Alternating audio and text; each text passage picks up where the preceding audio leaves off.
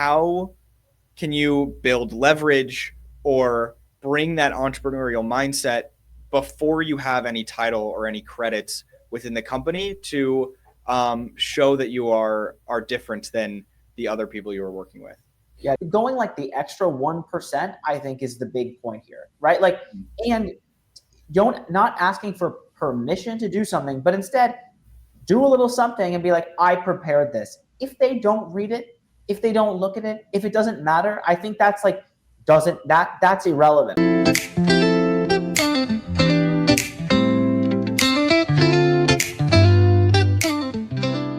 Welcome to BPM, Behind People in Music, the podcast where we go beyond the stage, past the headlines, and straight into the real stories of the people who make the music industry run.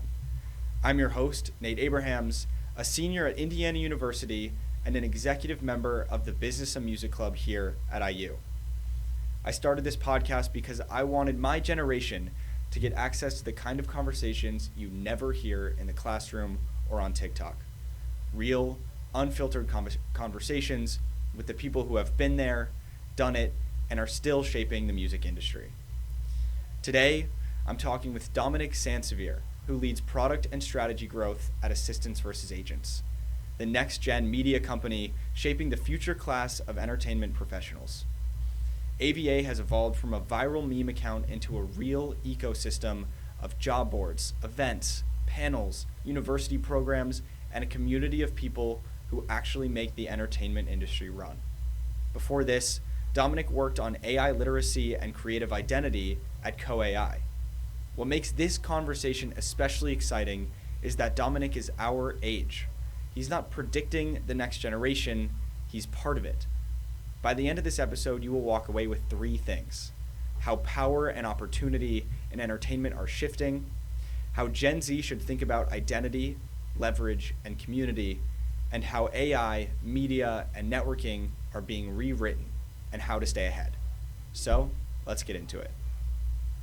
Hey Dominik, how's it going? Hey Nate, how are you? I'm good. Thanks for having me on. Of course, I really appreciate you joining. I'm very excited for this. Same here. I'm amped up. Awesome. Well, I will jump into it. I think I want to start out with a bit of a stronger question. So I hear a lot of people talking about, and I know we've talked about this before, but the idea of like breaking into the music industry. It's very clear that the music industry landscape is changing very quickly. And so I'm curious from your perspective, what does it mean to get access and opportunities and to sort of break that door open into the music industry today? Yeah, totally. I mean, I think like we've talked about, like I've said before, is that like there's a much longer tail of artists, companies, managers, services in around the business, tech companies even that are popping up, right? And so I think that like the traditional definition of like where you could start, I think is very, very different. I also think that music is one of those industries like we've seen now in tech where you can quickly go from zero to very important or a very important job, or be early at a small company that rises quickly, or working with an artist that moves quickly. So I think that like that's something that we don't talk about enough, is that like you don't have to necessarily go to the biggest and most flashy company or label or manager or artist team. You can go to those intermediate players, or even someone small who doesn't even have a roster yet, and I think that's where you can really shine. Or like think about someone like me who started at a meme page, right, that covers the industry and now has grown into a company. Like I think that there's a lot of non-traditional, like in the long tail of opportunities, and I think that's how my definition has shifted, I'd say, or like where I would point people towards now. Right. Yeah, that makes sense. So from, I guess expanding a little bit, AVA specifically, Assistants versus Agents, is built around the idea that assistants aren't just the bottom of the ladder, that they're this like cultural pipeline, and sort of playing into that idea that you had mentioned about, your role in certain companies, even being more towards the bottom per se of that company, is very different now. And I'm curious, your perspective on that. And even like who, to push it a little further, I guess, who has the power in the entertainment industry? And are those assistants, who rise up to become leaders, is that a very important role to play now? Yeah, of course. I mean, there's been a lot of discourse about like, if the industry is adjusting cyclically, right, to a lot of trends and changes, whether that's social media, whether that's TikTok, whether that's AI, we could list tons of trends, whether that's changes in behavior.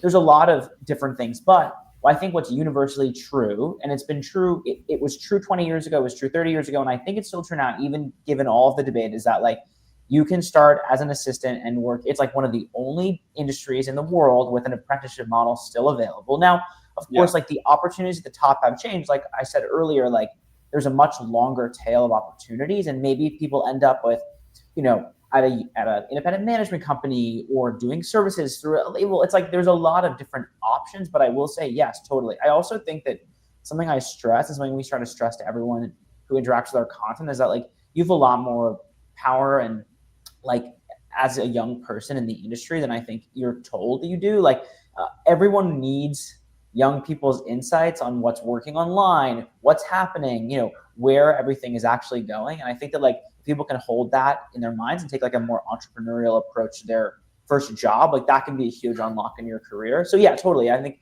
it's one of the most interesting and important ways to get started. Now, even as the industry changes and, as a young person, you're tapped in online, which I think is something that, I can't sell enough. Like, having that insight is so powerful, I guess, and can launch your career very quickly. Right. Do you see, going off of the entrepreneurial mindset, do you see that shifting as, technology and the industry as a whole is changing so quickly? The idea that following this, maybe, traditional corporate pipeline might be the wrong way to explain it, but bringing in the entrepreneurial mindset to, as, in our generation, is now going to make that difference when entering the industry? Yeah. Yes. I will. This is probably the one thing I'll say. I think is like of the entire podcast is like you bring that entrepreneurial mindset to like how you go and get your job, and then how you operate in it. Of course, like do your tasks and show up on time and be responsible and assist the person you're supposed to be assisting or support the team you're supporting. But that's true of anyone. But I think being able to have some ownership and go the extra mile is like beyond valuable now, like beyond. Yeah. And I think that like it's also on us as young people. Like we have to adapt to the trends like ahead of everyone else. Like right. Sometimes like your bosses later in their career, like we are the ones staring at a changing landscape, a changing way that artists are discovered, a change in how music is created. Like we are the ones that have to kind of work through that change over the duration of our career. So I think that I can't stress enough like bringing an entrepreneurial mindset to your first job. Yeah. Do you see, Gen Z, I guess, specifically now really being the, starting to get their first jobs or thinking about their first jobs? Is there something that we might have to give to these companies that maybe other generations don't, that we should push on or try to learn more about, I guess, in general? Okay. The two buckets, I'd say, A, you come with digital skills. Like, I know this is annoying, but it's true. Like, you understand social media as a young person, and like that is something you can immediately deliver. B, I think now that like I've kind of crossed right into the workforce, like this may sound silly, but being optimistic and coming with the optimism to be able to do new things is very valuable. So like, for example, like once you get into a job or you're in your career, you're moving like completely overwhelmed. Every day you're overwhelmed. Every month you're overwhelmed. You have your goals, you're trying to hit your goals. And like being able to be that other voice in the room, not, of course, working with everyone towards the objectives of the company, that quarter, that year. But if you can be that voice, it's like, hey, I think this would work if we took this crazy idea. Let me do it for 5 minutes. Like that's actually how Barry Diller, the prolific Barry Diller, he got his start at CBS. As he was like, I think we should put movies on television. At the time, this was a very unique idea. And they were like, oh, you can do that. That sounds ridiculous. We don't want to make our own movies. And that was Movie of the Week, which was the biggest hit on TV. And like that was a young person, a company coming with an idea. And the real thing is the optimism, like, let's bet on it and see if it'll work. Because everyone gets cynical as they develop in their career. So I think like digital skills and positivity are the two things you bring, or the two things you should cultivate. Yeah. Do you think of course, the technology and the social media skills are constantly changing, especially for us harping on the positivity, do you think that is something that we bring to the table differently than these other generations? And if we do, how does that look different? Yeah, no, 100%. I mean, it looks a little different because like I think growing up on the internet and growing up with a lot more tools at our disposal, in theory, like I think we were one of the first generations that were like, if you have an idea, like go make it, go post it. I mean, look, you're recording a podcast. I mean, it was, you just did it. Like, right. I think that that's a spirit that I think Gen Z has, that a lot of, we were given a gift of like a lot of ease of creation. Now that came with downsides, right? Like we were the first generation of social media, and that was probably terrible for our long-term health. But like, in another facet, like we were given like all this boundless opportunity online and digitally, and we grew up with these online tools, and now we grow up with a set of new tools. So I think that it's like, that is something that we have unique to our generation, I think. And I think we are, I like to think we're, they also, a lot of older people consider Gen Z to be very cynical. I would say like, I don't think that's true. I think we're, we're making do with a very complicated world. And I think if other generations had entered the workforce now, it would be, much more challenging. We're as optimistic as possible, I think. And yeah.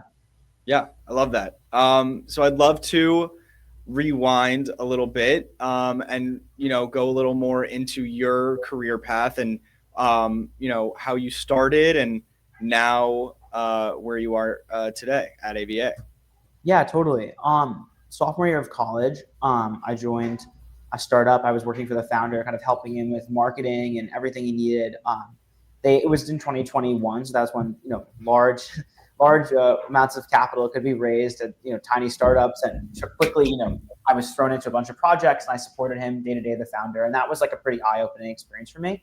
It was at a fintech platform, so around stocks and investing, so very different than where I ended up. And then from there, I went to like a company, I'd say on the very early days of AI, where we worked on just like, it was half media, half tech, and we were kind of covering the industry. What was then a very not very discussed, and in not like, oh, OpenAI this, OpenAI, but like much more in the weeds. And I ended up launching our newsletters, and I would say like I championed a certain brand of like practical, on the ground, positive content, right around like, okay, like yes, there's this set of disruption, but also there's this set of things and skills we should be mastering and learning as young people. And then like, I developed like kind of our newsletters and media around that. So then from there, I kind of fell in love with media and entertainment somewhere in there, right? And I realized like that was my real passion. It wasn't necessarily like the topic itself. And so I ended up kind of, sending a cold email to Warner, the guy that runs Assistants versus Agents. And he was just starting full time on the account, and we kind of met and really got along. It was right after my last final, actually. And so it was like 10 minutes after the test, and I was exhausted, and I just started talking. I have no idea what I said. And he offered me a job like a few days later. Yeah. But it was, I would say it's like a very winding path, right? To, I would say that music adjacent, somewhere in there. Adjacent. Yeah. So I know you have experience working with AI. We've talked a lot about it. And I'm curious, if you could talk a little bit more about your work in AI and technology, because I'm curious how that plays into the world of music and entertainment as a whole now, and then where you see it continuing in the future. Yeah. Well, first I'll say like, it's at this moment in time, I consider it a relatively divisive topic. I think Assistants versus Agents, AVA, like we have a pretty specific and I'd say like very confident stance around protecting creatives and their art. I will also say like my parents are both writers, they produce television. So there's that facet where we're battling with what'll be a very complicated copyright and, ownership battle over the content, and, where does a derivative work start and end. So I think I'll put that aside, right? Like, I'll just say I would say I'm purely on that stance too. It's important to protect creative people in their work. At the same time, like I think in operating in around the business world, there's a lot of it's an exciting time to be using tools for you and for independent creation, right? Like I'm not saying, let's move, like if we move away from like, oh, all music will be made with AI, great, we don't need musicians, we're just gonna run like a TikTok algo, label with no artists, right? Like if we move away from that into like this other area, which is like, I'm starting from zero, I need a website for myself and my music. I'm an artist. Okay. Or, I'm trying to get hundreds of tasks done every day because I run a small business myself. Like those are kind of where I think things are happening now. Like, we've definitely seen some songs, I think, that are beginning to trend on socials that are AI, which I also think is interesting, is that like maybe part of the reason they trended is because they were AI. So I think that's kind of interesting, is like is this AI trend is kind of weird to me too. But yeah, I would say that like I'm somewhere in the middle, right? Having spent time with the tools early, that it's like an incredibly empowering force with those that have not begun, but also, maybe we can hold that truth along with the truth that like it can be quite hostile towards creative people and their work. Yeah. Right. Do you see AI playing more of a role in a negative way in music now and in the future? And then how do you think that we can use it in more of a positive way now and in the future? Yeah, totally. Okay. I think that like there's a lot of positive to be harnessed, and that is around like the supporting. There's a ton of like machinery that goes into supporting artists and stuff like that and companies that I actually think like we should be using, right? Like, and a lot around data that is like very like, if you gave an artist data back to them and the ability for them to talk to their own data, as opposed to being filtered through like all these intermediaries, or like, TikTok is not a friend of an artist necessarily, right? Like it can be a moment in which you gain traction, but like they have no interest in like you becoming independent of them, right? So I think there's a lot, the opportunity for platform independence and independence even from like the professionals in and around you, I think is huge. And same thing for small, like for early career people. Like if you can master certain tools and you can be like effective in different areas, whether that's like suddenly you can make prototype websites, suddenly you can analyze data, right? Like certain skills that are you'd have to develop for 20 years. If you have a basic understanding and ability to handle those with AI, that's like where I see immediate gain, especially for someone our age, right? Like we are willing to try, like especially on the data side, which Right. is a lot of the industry. Yeah. Do you see that being sort of a dangerous line to walk across between using it too much or using it in a way that is, maybe more hurtful than helpful? And then how can I, be on the right side of that line or walk across it successfully? Yeah, I mean, I really think it's why I go back to isolating like the conversation of creative work independent of this, right? Like we're going to have a much broader, I think, societal debate around the use of these tools. And we're going to have a much broader societal debate around how creative work fits into this landscape. But if we remove both those buckets and we just take like, I'm a young person trying to get my start, I think these tools are incredibly valuable. Whether a lot of it could just be research, analysis, and prototyping, right? Like those three buckets I would start at. And like there is only positive, I would say only positive impact for a young person. Maybe I'll put it at that. And I think that's independent of the conversation of like, if a company decides to change a function or move a role, I think is a different question. But like, I would say strictly from like where we're talking, there's a lot of opportunity for young people to like become skilled in new areas, or at least have a basic understanding, right? Like a big thing that's also important that I think's helped me is like, okay, sure, I'm not the best data analyst in the world, but if I can work with ChatGPT and get some basic understanding of data that comes in, and then we can go and hand that off to someone who knows what they're talking about, like that's really valuable because now I can be the point person on that project, right? Or I know how to deal with someone who is an expert, right? Like people come in to help you with a certain task, but you want to have some sense of how it works, right? Like I think that's where you'd start, right? I just think there's a lot of untapped learning and like the first 5% of a task, maybe I'd say. Yeah, while still separating the debate about both society and creative work. Yeah, I really like the research analysis and prototyping. I think I've spoken a lot about this. We've talked about it. I've spoken a lot about this with other people, but the idea that AI is such a useful tool, and to use it correctly and in a way that helps you develop and learn and grow as an individual, I think is so vital, especially now because you're competing with other people who are using that. And so to avoid, using it because you feel like it's cheating or you feel like it's unethical, I think, yes, there is a certain boundary that you can cross where it might become that, but also to utilize it in a way that helps you grow in a way that you couldn't have before this existed, I think is so important. And I think AVA has done a great job of promoting that, and especially to kids, our age, to students in college, to people that are looking to get jobs in the industry, that, the idea that you have all of these resources, not just like, YouTube videos and podcasts, but also AI and people and friends and family. And I'd love if you talked a little more about, the problem specifically that AVA is solving, and how you guys are able to help a community like this enter the entertainment industry. Yeah, totally. And I'll say on the AI front too, like we take very intentionally a hard stance for protecting creatives and their work, and I think that's something we'll continue to do. But yes, I think we have to hold multiple truths on this, which is that like it can be a very empowering learning and growth tool for young people who are trying to enter the workforce. Yeah, and then what we're doing is like we're doing a lot, as this neutral third party in entertainment, media, music, right? We're bringing together like the 250,000, I'd say, maybe more, like young people in the industry. Right? That's like from the college student all the way up to like I'd say the manager now at anywhere from like I'm in college, I'm interested in the music business. We have all the way up to like I'm the VP of marketing at a label, or I work as an agent at unscripted TV and an agency, right? Like we have that broad spectrum of people. So a lot of it's like bringing them together for events, bringing them together for mentorship, and then we distribute a lot of resources, right? That's how to get your first job, interview guides, resume templates, things like that. And then there'll be a lot of data coming soon about the job. We have a job board, which is a big thing that I run, and like there'll also be a lot of data coming soon in 2026 about like what companies are looking for. And then back to the companies, what candidates are looking for, right? Like a big question I get asked a lot is like, all right, well, what makes our company special for a young person to work at? Like, right, that's different than having a 30 or 40-year-old in the company. So I think that like we're this kind of bridge between a lot of different worlds, and then we're able to kind of bring and empower assistants, which are typically, people who are behind the scenes, right? We have assistant of the month, these things that sound small in one individual moment, but I think altogether it's like this, we're kind of trying to bring a big movement to like, okay, there's all these young people in the industry and they're very important. They're the backbone of the industry, right? And like what that looks like and helping support them and championing their voices. Yeah. Right.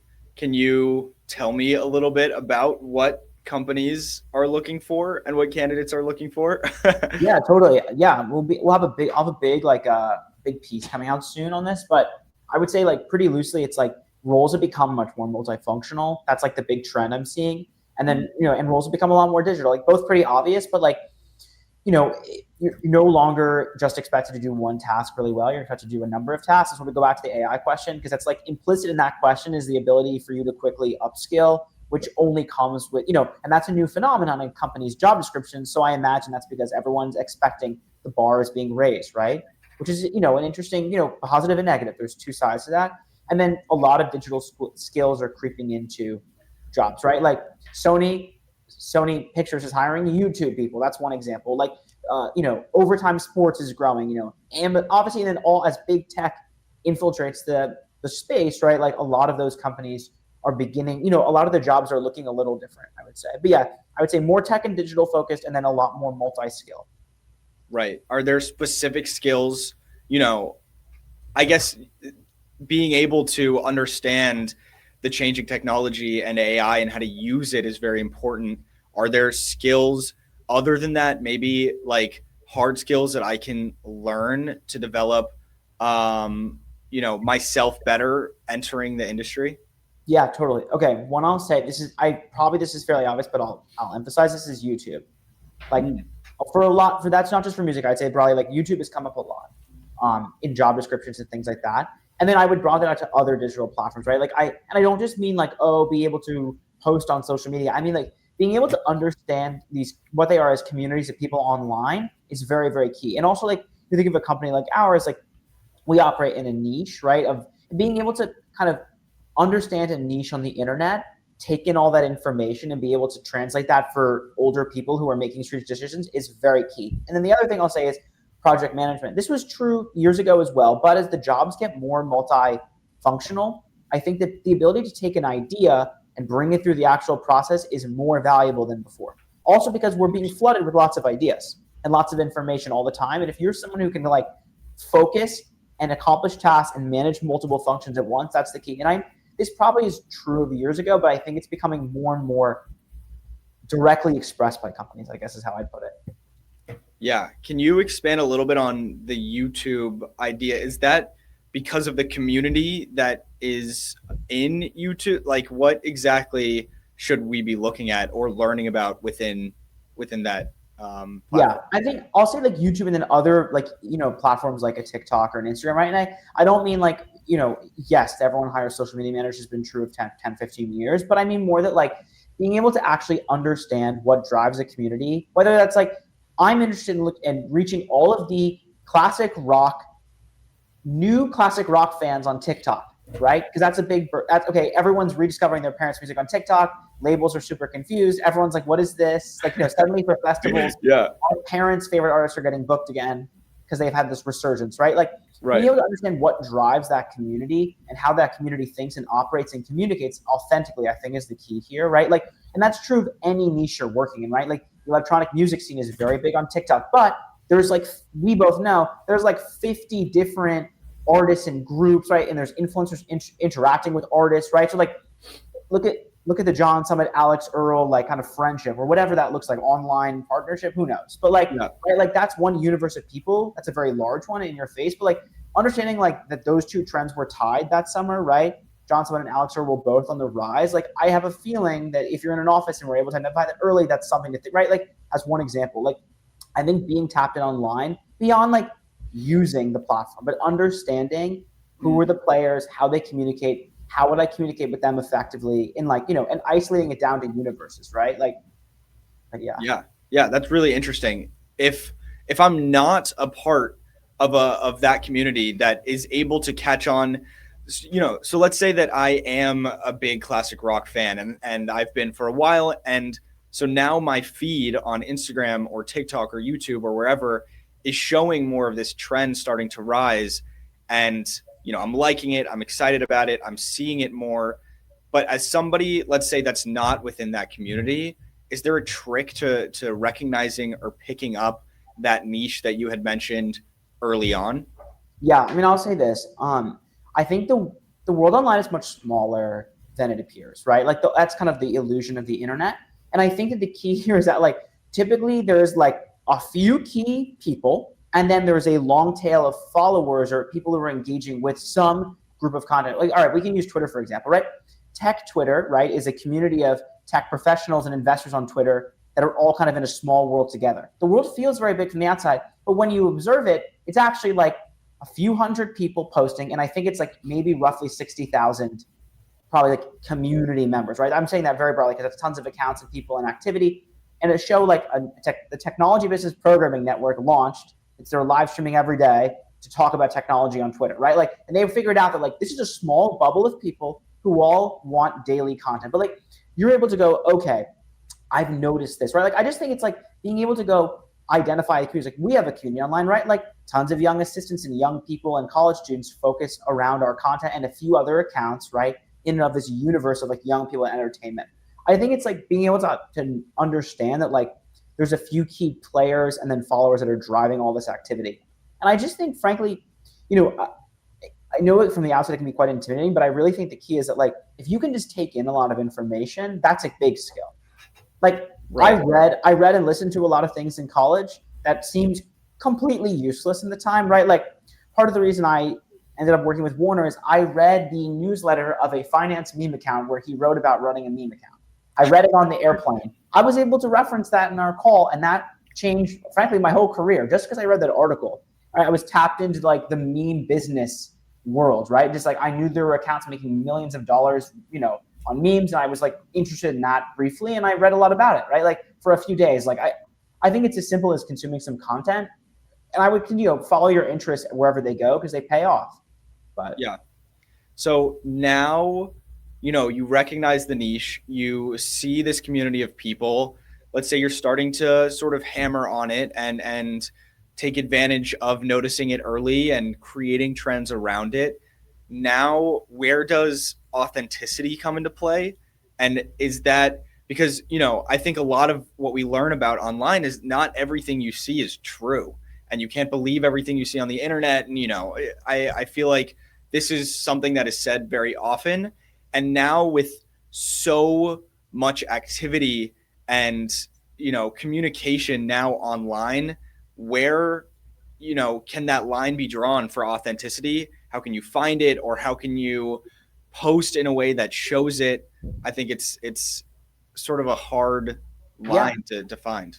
Totally. I mean, it's a moving line, right? But I think the key here is that like, say you've done the legwork to identify a community or a trend, but I would say I call it a community because it's different, right? Like a trend quickly moves. A community is a group of people that are consistently engaged around something, like one central thing. And the next thing is like being able to translate that. A, you have the insight and you can deliver that to someone you work with, right? And then B, you have to understand like how they communicate, right? It's very different in every online subgroup and every online community. And I think that's the real thing. It's like, forget the authenticity or not of the internet itself, which is a moving target, and there's a lot of different pockets of the internet, and some of it is incredibly inauthentic, like a lot of things are. But at the same time, it's like being able to show up as yourself online or help a company or person, or in this case, artist, show up as themselves online is very important, right? Because like a lot of brands try to then be like we notice this now where like a ton of meme pages are sponsored by like financial companies, right? And it's like if the partnership's not done correctly, everyone comments like what's this? Like the whole point is that like someone there was probably like, oh, this gets tons of views, so we'll just throw it there. But it's like the key thing is that like it's not how that community interacts with the content, and that's not how they want to be sold to, right? So I think the key thing is like deliver the insight and then understand how people communicate naturally in that context. Right. Is there now a community that you find either a community online or you're starting to develop these skills? You have an idea of these platforms. You're literate, in AI and social media. You have an idea of, who is authentic and who is less authentic. Now I want to, be a part of my community. I want to cold email or cold DM or be a part of that change that I'm now seeing online. How do I approach that? Yeah, totally. I mean, it's always about delivering value like the minute you're communicating with someone. So like, all right, for the job I'm in now, I sent Warner like a ton of ideas. I was like, hey, I want to work for you. Like, here's a bunch of ideas. Here's what I would do. And then he emailed me back and he was like, okay, fine, we can meet. And then he emailed me again when I was getting the time up. He was like, just making sure this makes sense for both of us. Like, what do you want to talk about? And I sent him more ideas. And I was like, here's like the 3 things I would do tomorrow if I was you. And then he was like, okay, let's talk.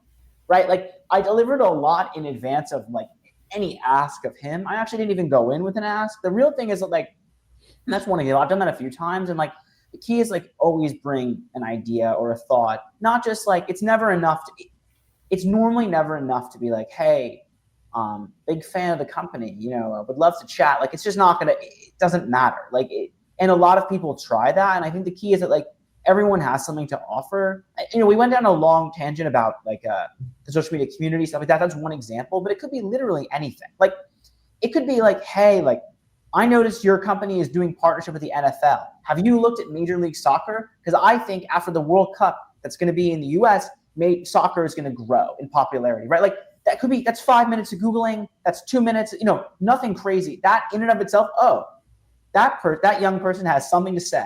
That's interesting. We never thought of that. Like, yeah, sure, of course I'll talk to you, like for 10 minutes. Like that, I think is the way I'd approach this. If you're going in to trying to get time with someone, we say that to everyone that we kind of talked about this. A lot of the college ambassadors think it's like you always have to deliver value when you're trying to talk to someone. And like, the other thing is like having a generous mindset with this, right? Like, of course, there are people that may try to take your work or ideas or whatever, but if you can operate out of a place of, generosity and positivity and be like, hey, I have this thought, would love to, big fan of you, really big, have this idea for you, whatever. I'd love to talk to you. That adds up over time. Even if 90% of people don't respond and 90% of people take your idea and do it without you, they still know you had it and it may come back later down the line, right? You don't know. Like we haven't seen the compounding in our careers yet that like showing up and being honest and real gets you over time, but it'll pay off in the long run, I would say. Yeah. Are there other ways maybe to show that deliverance of value? I think that is a very good example and it's maybe the best way to show that you can deliver value, which is coming in and being like, I know about your company. I know about the trends that you're following. I know, the growth patterns that you guys are looking at and working on expanding on. Here are ideas that I have for, future movement within the company. But are there other ways outside of that you can deliver value and show what you bring to the company?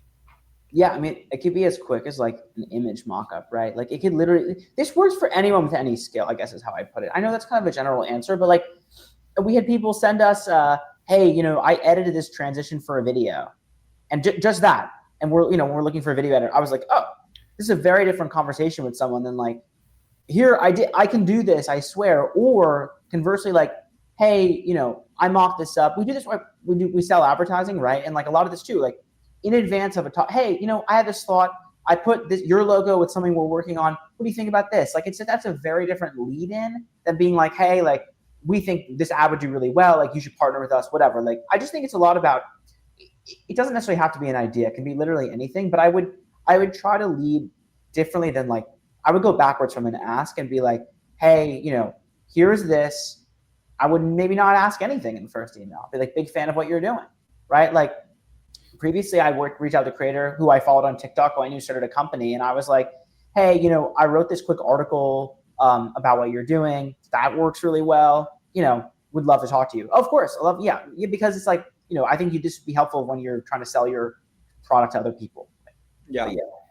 So if I, am a student in college now, looking to be in music, entertainment, TV, film, whatever it is, and I want to approach a conversation like this where I am showing them that I bring value and that I have something that they don't and that they should want.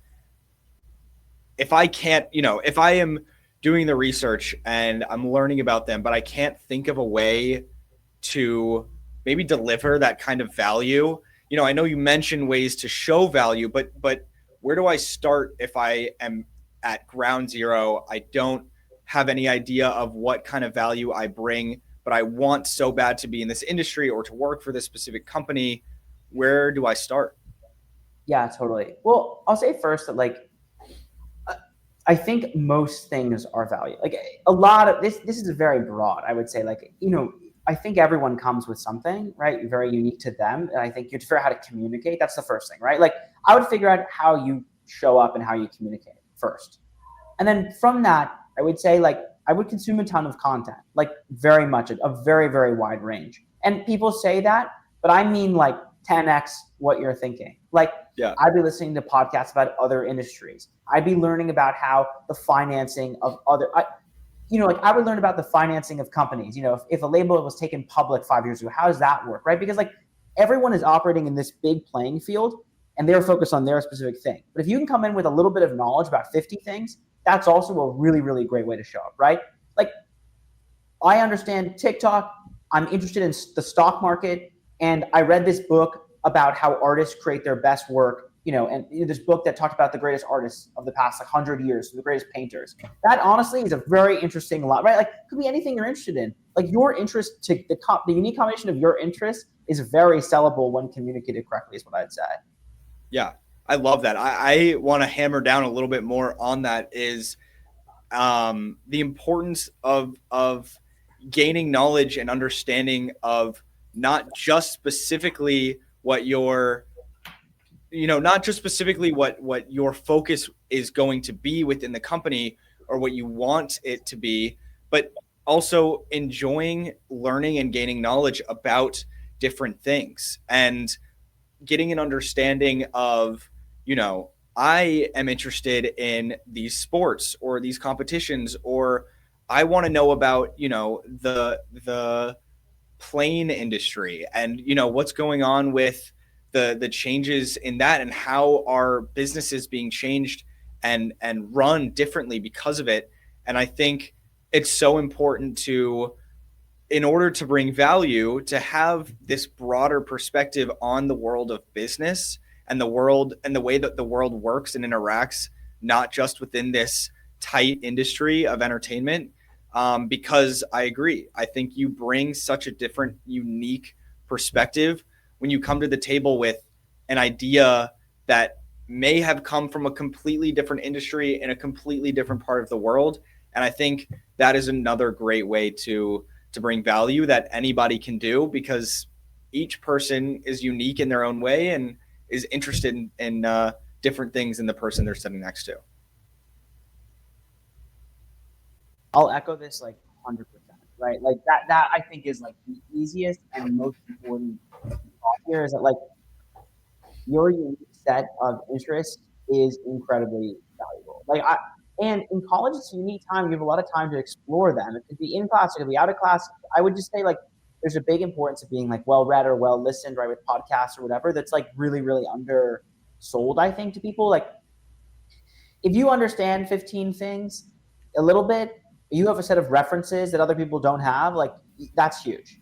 That's all you have to have, right? Like, and I would just I would just explore your interests. I think that can have a huge impact. It can have 0% to do with your industry, like zero, truly zero. Yeah. Like, all right, another big thing is like Michael Ovitz, the founder of CAA, right? He's a huge art collector, and he studied paintings and he studied creativity. Like he studied and like was really fascinated by art, and that influenced a lot of how he ran his business and how he closed his clients, right? When you close a major director, and he had an understanding of paint and composition of individual frames of a movie, right? Because he studied paintings. Like that's an incredibly, like that was an invaluable skill set that was unrelated that he brought and was huge for his growth, right? Like, I don't know. That's where I'd say where I'd go with that. Yeah.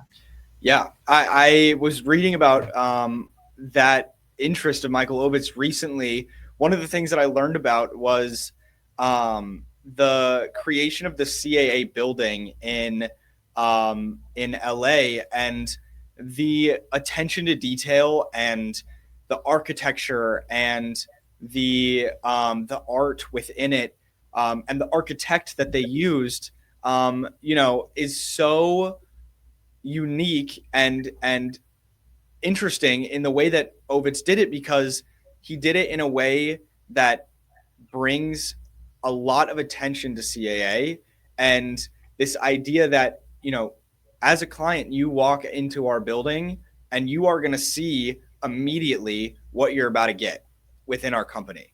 And we are going to, he used his studies of art and his knowledge of the way that visuals impact your emotions very specifically, to bring in more clients and to give them a more positive feel before they had even signed. And so I think that's a great example. I would love to ask you a little more about now being within the company, moving from the value that you can bring to the company before you're in it and how to approach those conversations, to now being in the company. How can you build leverage or bring that entrepreneurial mindset before you have any title or any credits within the company to show that you are different than the other people you were working with? Yeah, totally. Now, this is definitely easier said than done in a large company, right? Like it's much easier to do what I'm about to say at a small company, but it's doable, and it's very much doable anywhere. And that's like, you have to continue. I would say you have to prove that you'll go above and beyond the tasks in front of you. And I don't mean like do them well. I mean, I'm going to go down this rabbit hole. Like, okay, for example, before we even thought about launching a podcast, before the conversation, I was like, here's a document with 10 different podcasts and 10 different ways we could approach audio and video content now that we, given the large Instagram account. Here's the 10 things I like, right? Here's the 10 reasons here's one reason why I admire each one. Here's a pro and con of why it might work for us. Here's this document. It took me about an hour to make, right? That immediately sets the tone. Okay, suddenly I'm in the meetings with the podcast producer, right? Being like, well, Dominik made that memo. What do you think about this, right? Like, I wasn't told we were doing a podcast, and I didn't ask to come to the meeting. I said, here are my ideas, right? Like, and now that's at a big company, this could look very different. It could be like, hey, last month I remembered you talked to so-and-so about this deal and you said no. Now I think this new client might make sense for, like, being able to stay up, going like the extra 1%, I think is the big point here, right? Like, and not asking for permission to do something, but instead do a little something and be like, I prepared this. If they don't read it, if they don't look at it, if it doesn't matter, I think that's irrelevant. I think the key is like continuing to deliver that. And the next thing is also like, I would say owning a process or a task consistently without being told to do it, right? Like, okay, when I used to run a company's daily newsletter, right? Like that meant that every day I had to show up without being asked, and the newsletter had to be perfect, right? It didn't mean that they texted me on Sunday night and they were like, let me know when Monday's letter is done. The important thing was actually I got them out of that habit, right? They knew no need to text me, no need to check in, right? Like you can hand me something and I will run with it forever, right? That's like if you work in events or touring, right? Like I can manage this research process for every client we have, right? Or I can always be the point person on this project. I think it's that. It's like finding those always moments and then never have. And then once they rely on you, more and more of those stack up. And then suddenly your opinion is necessary, right? Right. Yeah. I love that. That's great. That's, I think, something that I don't think about very often, especially trying to find ways that I can, within a company, bring sort of something new to the table. I think that's sort of a good point in taking a step back and being like, well, what are the things that they want me to do that I can do right? And now how can I step that up 1%, 2%, 3%, and on from there? I would say within reason, of course, and I would be careful. This is everything I say with a grain of salt, because obviously, if you have a micromanaging boss, I would not recommend doing this. But Yeah. I would say that like we've all been there too. But like the other thing is trying to improve what you're doing like 1% every day, like what you said. But that's really important because if someone sees you do that, it won't. They will, and also I will say they will not notice at first. Like it will not be obvious to someone. Hey, I changed the font. Wait, okay, I'll go back to the newsletter because it's very iterative. Like 3 weeks ago, I changed the font of the first line. And then last week, I sent you the metrics in a different format. And then the week after that, I started writing the articles a little differently. And over time, someone will realize, wait a second, this person cares enough about what they're doing to be making these changes. Because someone will eventually notice, right? Even if it's how you're organizing someone's day or how you're communicating with your boss, right? Like if one day you sent a block of text email and they found that confusing, and then you were like proactively thinking like, well, this is incredibly confusing. Let me start a Google Doc. Okay, let me make this Google Doc better. Let's move this to a spreadsheet, right? Like even that really basic process, someone will go, this person takes themselves seriously, takes me seriously, and then they can own that, right? Like that's, I think the key is like trying to improve what you're doing a little bit every day, because that will add up in the eyes of someone who's in charge of you. And then trying to find that extra way you can go an extra mile, carefully though, right? Like instead of being like, I'd like to do this, just do it. Or just do like here's my primer, here's why I might be important helping in this. Okay, like I'll leave you alone now to make that decision. I'm not asking, I'm just delivering. Yeah. Yeah. Well, I think that's a great transition into the last part of the podcast, where I like to ask a mini case study question and then a legacy question. I think we have touched a good amount on this mini case study question. So, I'm sure there's some expanding that we can do on it. But let's say that I'm a student who knows I want to build a career in music or entertainment. And, I already work hard. I clearly am passionate and care about it. I'm hungry to grow, but I'm not in the right rooms yet. So from your perspective, what's the right way to start inserting myself into these circles where things are actually happening without forcing it or feeling like it's just another networking chat that doesn't really push that forward? Yeah. Okay. So there's like a few things. First, like, I'll include that you're doing everything. All right. When you're delivering value in the cold email, right? Okay. Well, I'll assume we're doing that, right? Yeah. And then like, I would try to look at shorter, more immediate asks of people first, right? Like instead of being like, hey, in 9 months, can I maybe get considered for the summer internship program that you're not in charge of? Like that's like, okay, great. Like maybe that works. Maybe that doesn't. Maybe you're a reference. Maybe not. But I would say, all right, you know what? Can I just do something? Let me just like, all right, I'm on the phone with you. Like, let me just come back to you with some thoughts. Or hey, you told me on the phone working this project. I just took my own stab at this. Or I put together this little article for you, right? Like I would start there, which is like tiny things you can add value to in and around the people you meet. And then I would do something like what you're doing. And it could be even easier. Like I would start a newsletter, something really small where you can start to, or post on LinkedIn. But I know it's a slippery slope with the internship recruiting. So we'll get that be 50-50 on that. But like I would try to get your thoughts out there. And it could be like what we talked about. Like it could be your own interest. But if someone shows up every day and does something, that will also make a huge difference when someone evaluates you. And then the third thing is like finding a small company or person or artist who you can work with. I think that's actually like the other key here is like, I would go like 5 steps down and 1 step over from what you're thinking and start there. And then you'll quickly work your way the right way. Because also like coming with experience is much more valuable than being like, I know I can do this, right? Like I would try to come with a longer resume. So yeah, I would say adjust what you're expecting to jump right into, and then try to go for like smaller asks off the bat. Right. How, you mentioned a smaller company, getting that experience. I agree. I think that's super valuable, especially when you enter a conversation with somebody within the industry is coming with, we talked about knowledge within the industry and outside of it, and bringing this different perspective that nobody else will bring. Talking about, working for smaller companies or gaining that kind of experience specifically for working for smaller companies or gaining that type of experience. How can somebody do that? How can somebody find the company to work for, or how can I just start gaining experience without any connections?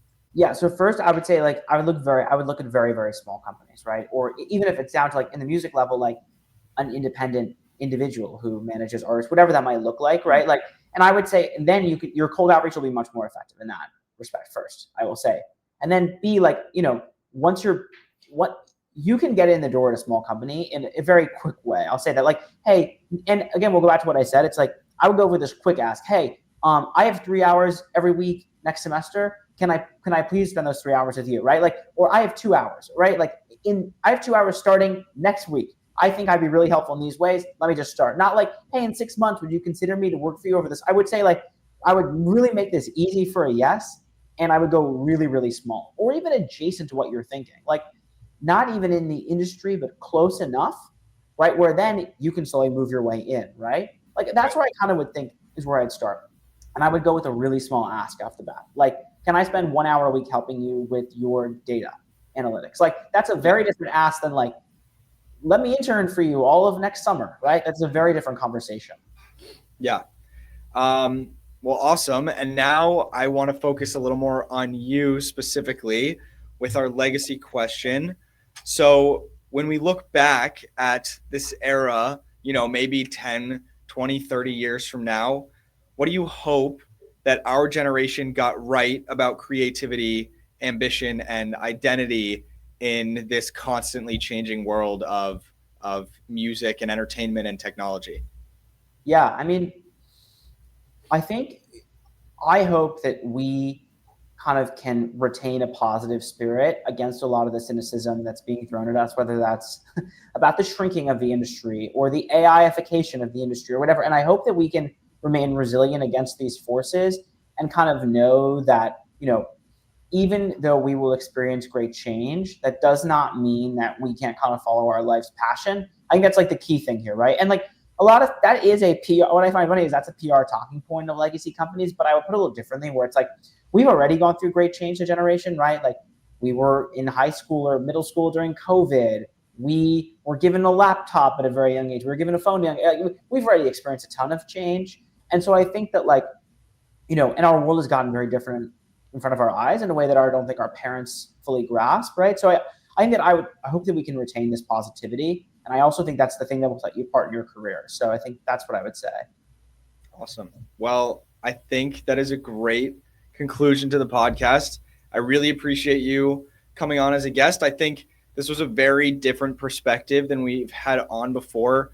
And I feel like you were able to connect more deeply to our generation because you were actively a part of it and in it and working towards growing with us. So I really appreciate your time. Thanks for having me. This was awesome. And I'm excited for, you to keep growing your podcast. Awesome. Well, talk soon. If you're listening right now and you learned something new, do me a favor, share this episode with a friend, leave a comment, and make sure you subscribe so you don't miss the next conversation. We've got some incredible guests lined up from every corner of the industry, from artists to managers to executives, and I promise every episode will give you insight that you can't get anywhere else.